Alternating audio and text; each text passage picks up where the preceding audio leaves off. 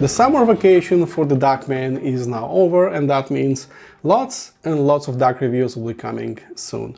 And what would be a best way to kick things off than with the best DAC that Tapping Audio has ever made? Enter the D900, their most complex DAC to date, and while it shares some sonic attributes with the DX9 limited edition and also some technology with the D90 Discrete, this is a very different animal, one that is being polished for more than 3 years now. For example, we no longer have off-the-shelf DAC chips, and finally, thank you Odin, we have an active preamplifier stage, and believe me, this is quite a big deal, especially if you're using passive loudspeakers and power amplifiers. It goes for $17.99 in the US and €17.99 here locally. And later on I'll be comparing this one with the Gustard R26 and also with its smaller sibling D90 Discrete. So stay a while and listen, and let's go ahead with this review.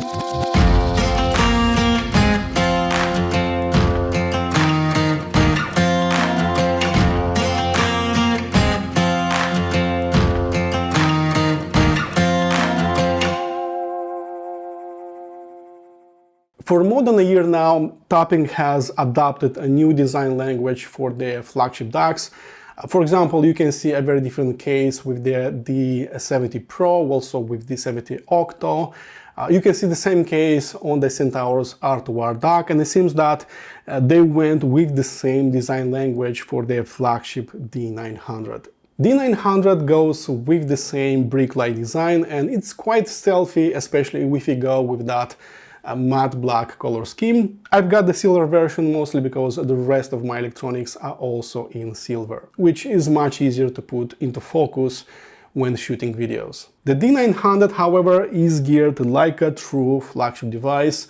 Everything you see is made out of aluminum, yes, including those 4 metallic feet with rubber inlays that will absorb micro vibrations coming from within the unit. This is also a much beefier unit compared to your regular Tappings. For example, this is bigger than your regular D90 or D70 lineup, and it's very much the same with their DX9 limited edition unit. The only difference is that that one has rounded corners and this one uses this brick-like design. And there is one thing I forgot to mention, probably the most important thing. After playing with hundreds of plastic remote controls, this aluminum one feels like a beauty in disguise. It's carved from a single block of aluminum and it feels sturdy in the hand, and overall this is a very well-made remote control. Controlling the D900 feels like a breeze, it's smooth and it's relaxing. For example, you can use those touch-sensitive buttons on its front panel and also the volume wheel to browse through. It's easy to understand the UI, or you can use the metallic remote control. There aren't hidden menus like it was the case with the D90 lineup. Everything is there for you to explore. There are several themes to choose from, and the default home screen can show you an FFT spectrum. Very cool to look at. It can be a view meter or a simple basic info screen displaying the sampler rate, input and the output. Apart from this, except for BNC, every possible digital input is located on its back, including the venerable I2S input, which I cherish so much. Coaxial and optical inputs come in pairs, and there's a Bluetooth antenna socket as well. Instead of the usual RCA and XLR analog line outputs that offer a fixed voltage output, we also have a pair of XLR preamp outputs that offer a variable voltage output.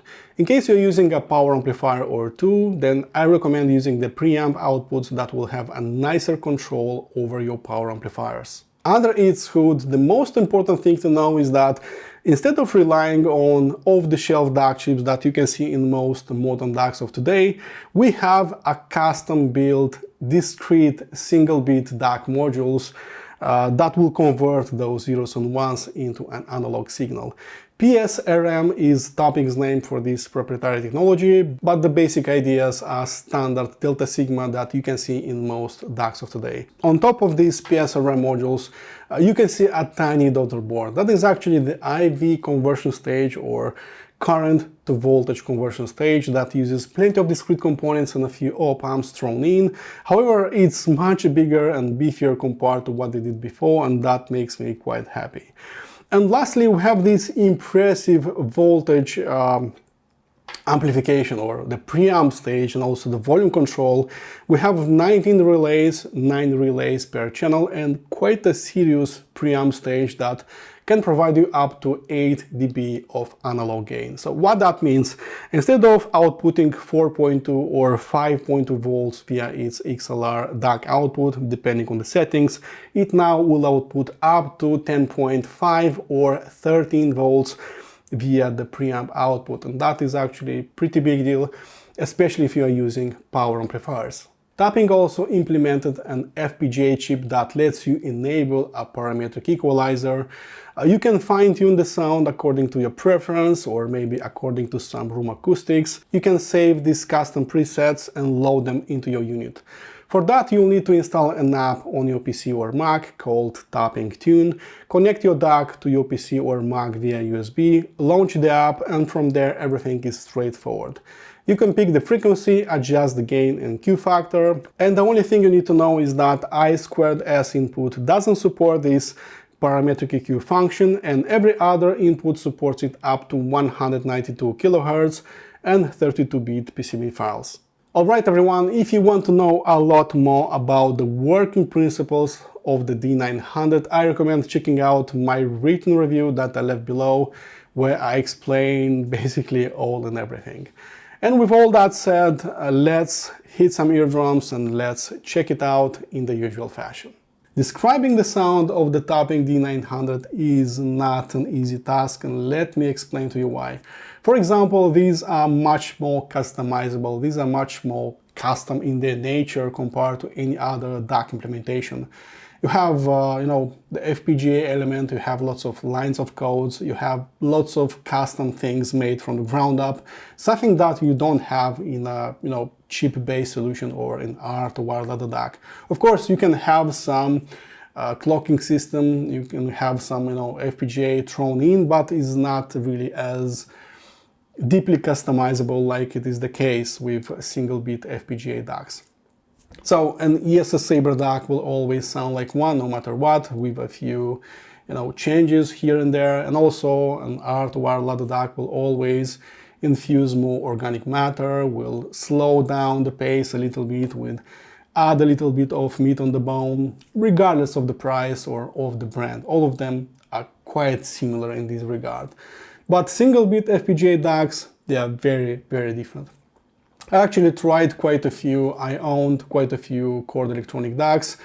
The day was very fast resolving, very snappy sounding, but it was not the most organic or 3D sounding to me without the M scaler.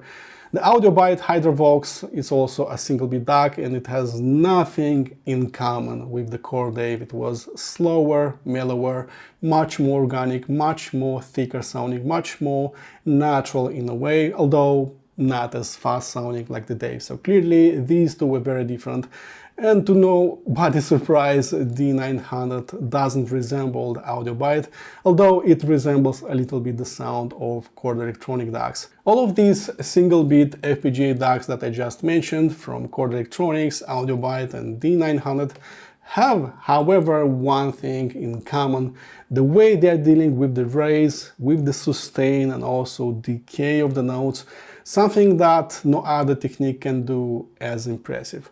For example, chip-based solution, the ones that are using AKM, ESS Sabre, so on and so forth. There are many chip makers. They have multiple circuits in one single IC, and it's natural that they have a much shorter signal path, and the sound is therefore much faster. These chip-based converters with delta sigma modulators, however, won't be my #1 recommendation for big orchestras or live recordings. This is where ART wireless DACs are reigning supreme, sounding simply bigger than life, adding so much depth to the music. I don't understand how they're doing that, but clearly ART wireless DACs for me are the champions of the soundstage, of the depth. They're also slowing things down a little bit, so you can look at your music, a little bit slower, you can enjoy the music a little bit longer. I like that part as well. But how about single-bit DACs? How they go in this big scheme of things of how DACs are working? Well, imagine combining the speed and the transparency and resolution of chip-based converters with delta signal modulators, with the refinement, with the organic matter, with this big airy sound of art wireless DACs, and this is how you can arrive, and you will arrive, at single-bit FPGA DACs. Of course, I'm generalizing a little bit in here, but this short description still stands still, and you can understand this idea of the working principle and sound signature of single-bit DACs. I can certainly attest that topping D900 has the lightning-fast transients of Core Dave that I used to own for a couple of years, and also has the flow of Audiophile Hydravox that I also used to own, as if an invisible person is conducting the music for you, slowing down on several occasions and letting you relax, or increasing the pace for a more aggressive stance. And there is another skill that D900 mastered quite well. It effectively removes all of that unwanted sharpness and excessive leading edge that a few chip-based solutions are doing now and then. For example, if you are coming from the third generation D90 or D90SC, D90LE, then you'll feel a quantum leap forward towards a more refined sound across the board. Okay guys, so let's talk about the active preamplifier stage found inside the topping D900. I just removed my Chord Electronics Ultima Pre 2 and I let the D900 work as a DAC and preamp. So I just connected my Chord Ultima 3 monoblock amplifiers, driving those Radio TT 2.2 loudspeakers that you can see behind me. And just like that, I pressed play and I started listening to music, and to my surprise, the energy levels didn't go down as expected. The soundstage didn't collapse on me, and the naturalness and tone thickness didn't disappear. So what changed then? I just needed to raise the volume a little bit higher compared to my Chord Ultima Pre 2, and a little bit even higher compared to my Rockna Wavedream reference signature DAC, together with the Ultima Pre 2. But I'll remind you that Ultima Pre 2 costs $20,000 US. Yeah, no comment. And it doesn't have a legendary DAC section inside like D900 has. With the D900 in its place, the sound lost just a little bit of the tightness that I was accustomed to with the Pre 2. Some of the organic matter was also lost in transit, but not a lot of it. Most important part is that the sound didn't become dry or, thin or lacking body like I was imagining it would happen, so that didn't. So this is a very good part already.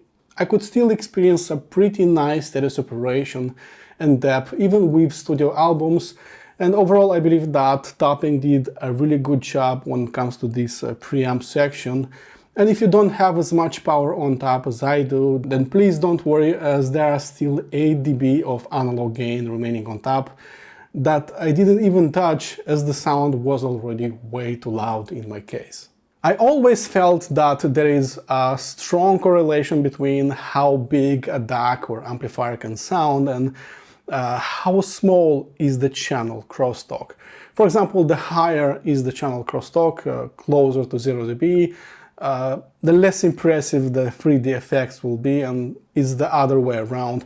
The lower the channel crosstalk will be, then the bigger, the more separated the sound will be. Of course, I cannot measure this, nobody can measure soundstage, but if you think about this, there is always a correlation between channel crosstalk distortion and soundstage. And if you look at the D900 compared to their former flagship device, DX9 Limited Edition, that one had a channel crosstalk of -125 dB, while D900 has it at -147.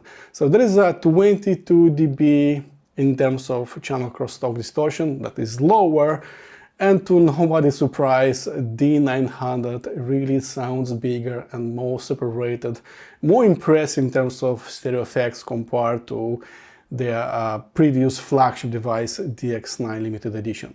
And let's not forget how impressive DX9 Limited Edition was in this regard. Actually, if I go back to my review, I remember being impressed quite a lot by the stereo effects and how huge it can sound, not only with loudspeakers, but also with open back headphones. And the same can be said about the D900, with the exception that this one is even more impressive in this regard. It's right now on the same level with the Gustard R26, which for me up to $2,000 was pretty much the most impressive, airy, separated, deep sounding DAC that I have experienced so far. Naturally, I'm exaggerating a little bit in this regard, but I'm doing that so you can understand how much better D900 is compared to what tapping has done before, and how it is compared to some of the best units that I tried up to $2,000. I'll go as far and say that tapping D900 is more impressive in this regard compared to Core Dave without the M scaler that I used for a couple of years, and this should tell you how I feel about it and how impressive it is in this particular region. Over the years, after trying, I believe most, if not all, tapping made DACs, I realized that these smaller units were very impressive in terms of how fast and how nimble the sound can get. They were accelerating really fast, but at the same time, I didn't like that they didn't have that long trail and long decay of the notes. So when it comes to fast transients, every tapping DAC, even those small devices like D50, were quite impressive. But there was one point that smaller tapping devices were lacking, and that in terms of physicality, how much power you can hear or feel more exactly with your body, with your chest, especially when listening to passive loudspeakers. Tapping devices were quite lightweight and ethereal, not so physical sounding as I would like to. In this regard, bigger devices from Gustard, for example, with strong output stages, with big power supplies, somehow sounded snappier to me and more physical. There was more meat on the bone, and that's something that I was hoping to have on tapping devices. Everything changed when I tested that DX9 limited edition, and finally the sound was snappier, the bass line was much deeper, and finally some meat on the bone could be felt on tapping devices as well. And I'm happy to report that D900 is even more impressive compared to DX9 limited edition. It's even snappier, it's even thumpier, and the bass line is also hitting you a little bit harder. It's not quite there yet with $3,000 devices like Gustard X30, for example, but it's almost on the same level with 26 line from Gustard, like A26, X26, third generation, R26. It's very similar in this regard, although the Gustards are still a little bit more physical sounding in this regard. The D900 finally gets me moving, and yes, there is finally a little bit more energy in there. Sub-bass, mid-bass, lower mid-range. There is more muscle mass, there is more energy with high dynamic range tracks, and finally there is a bass line that's playful and punchy when needed. This is undeniably tapping's best when it comes to dynamics. And once you pair it with the A900 headphone amplifier, that review will be coming shortly, with a few pairs of demanding planar headphones, with some modern tunes, then it's really hard putting down your headphones because the sound is becoming quite fun, something that I like quite a lot. Speaking about its resolution and detail retrieval, no matter what track I used, no matter what headphones, IMs or loudspeakers I used, it was very clear to me right from the start that D900 is pretty much a champion in this regard up to $2,000. Personally, I didn't hear a more detailed sounding DAC in this price category. The only one up to $3,000 that could match it or sound very similar would be, I believe, Gustard X30. That one was again a simple detail retrieval monster, super clean, super transparent. I could hear all and everything. I didn't need to close my eyes, and the same happens with the D900. It's shocking how much more information, how much more music is there behind your tracks when you start comparing the D900 with something more affordable, even compared to Gustard R26, which by the way I like very much. It's a very organic, it's thick, it's big sounding, but it's not the best choice when it comes to resolution and inner detail. This is where D900 is shining like a rock star. I believe this is probably the strongest trait of the D900 so far. If all you care is hearing all and everything without any kind of colorations or deviations from timing, I believe that this is a very good choice, probably the best choice that you can get right now at up to $2,000 US, and I'm not trying to exaggerate.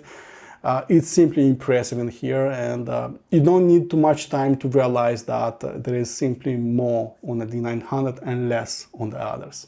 To tell you the full truth, I'm using a much more expensive DAC. It's called Rockna Wavedream Reference Signature, and even if there are a few things that the Rockna does much better, and I won't touch base on those, just when talking about resolution and transparency and how much information they can provide, then these two are pretty much on the same level, and the Rockna is by 15 times more expensive. Crazy, right? If you expect the D900 to bring you some sharp trebles like could be the case, for example, with D70 Pro ESS, then that won't be the case, because D900 is not doing anything like that.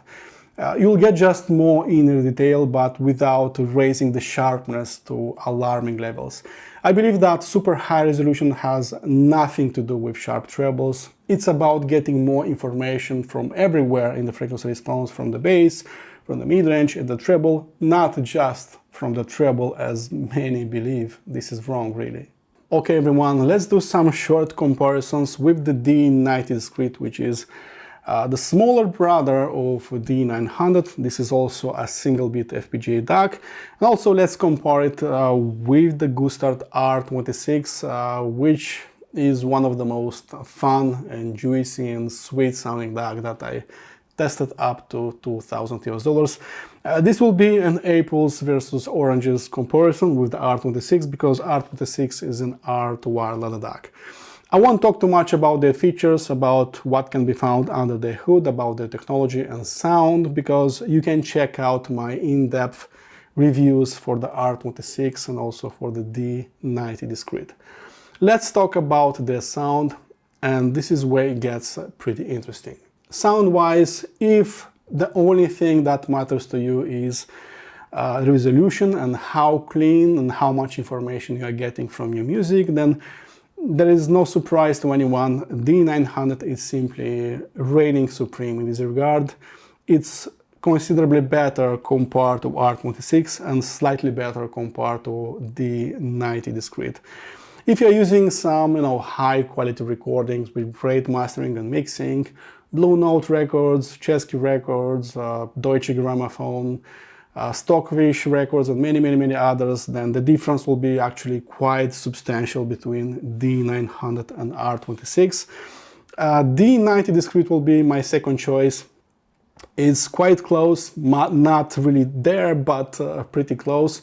I'd say 95, maybe 96% from what D900 is providing, and the R26 will be my last choice. It's good, it's actually pretty resolving for an R2 wireless DAC, but it's nowhere near how these two are sounding. The tonal balance, however, is quite a different story, and this is where I believe R26 is shining like a rock star.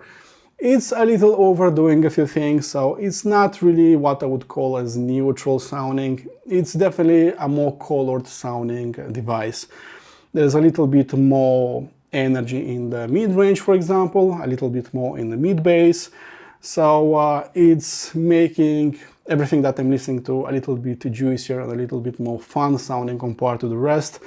There is more meat on the bone, there is more texture everywhere, and you can feel that the vocals are also have this longer trail, which I personally like. From these three, the Gustard would be the one that I would call as musical sounding. I know it's a word that many of you dislike.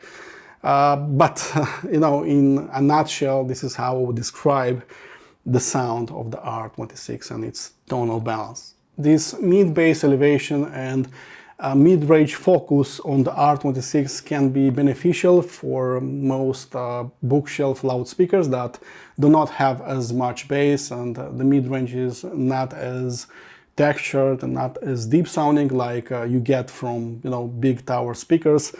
So for a few systems, for lots of hi-fi systems, actually not as expensive, more affordable stuff, R26 is actually a very good choice. Even today, I believe it does a marvelous job if you want a little bit more bass and a little bit more life in your music. By comparison, both of these tapping devices are more serious, staying a little bit closer to neutrality compared to what the R26 is doing. However, please don't confuse neutrality with clinical or dry or boring sounding, because that is not really the case. Especially with D900. There is a little bit more organic presentation, let's say so, on the D900 compared to D90 Discrete.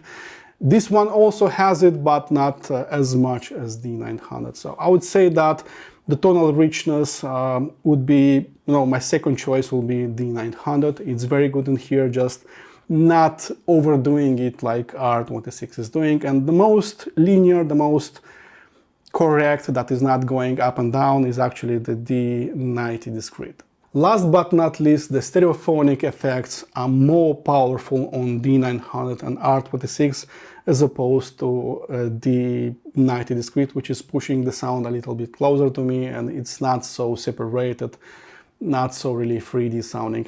It's quite a difference, I'd say, and these two are simply doing it better. There is, however, a difference between R26 and D900. R26 is pushing the vocals just one step closer to you, and also the drummers are pushed back a little bit. So I'd say that the depth is more impressive on the R26.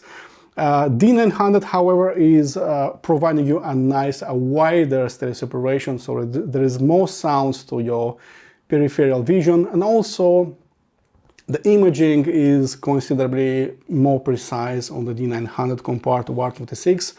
R26, it's a little fuzzier sounding in this regard, so locking on some tiny sounds like maybe a bell or some tiny sounds playing in the background, you can do it easily without closing your eyes on the D900, and that is not as easy on the R26, which is adding just a thin veil over your music.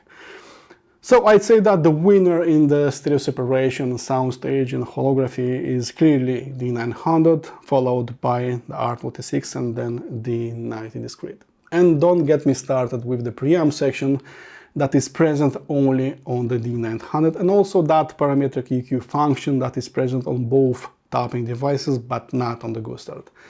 So which one works better for you is up to you to decide. Some of you might like the R26, some of you might like the D900, some of you might go with a more affordable price point.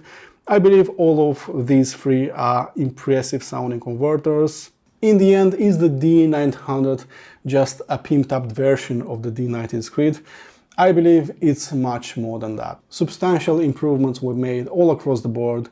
The UI is friendlier and controlling the unit is much easier. The remote control is much nicer, the DAC section is more complex, and the IV conversion stage got substantial improvements. The sound matured in a way I didn't imagine tapping ever exploring, and in the end I believe this is not only the best sounding tapping DAC to date, but also the most feature-packed as well. The D900 is still expensive, considerably more compared to D90 Discrete and a little bit more compared to DX9 Limited Edition. However, all of that comes with little to no compromises. Actually, in 7 days of testing, I didn't find as many flaws. The only thing that bothered me is that parametric EQ option is not working with I2S connection, and there is another nitpick. Once you engage that parametric EQ, then the sound transparency goes from 100% to around 99%. There is a little bit less information in there, and you can feel that mostly with high-end speakers and high-end headphones. But even with that said, I believe this is by far the best topping DAC to date, and probably the best I tried up to $2,000 US, and yes, it gets my full recommendation. Okay guys, I hope you enjoyed my review. Don't forget to check out my written review that I left below. It contains about 2 times more information of this video. And as usual, consider liking, disliking, maybe subscribing to this channel if you found this video helpful. And I'll see you next week with that topping A900 headphone amplifier review. See you soon. Cheers!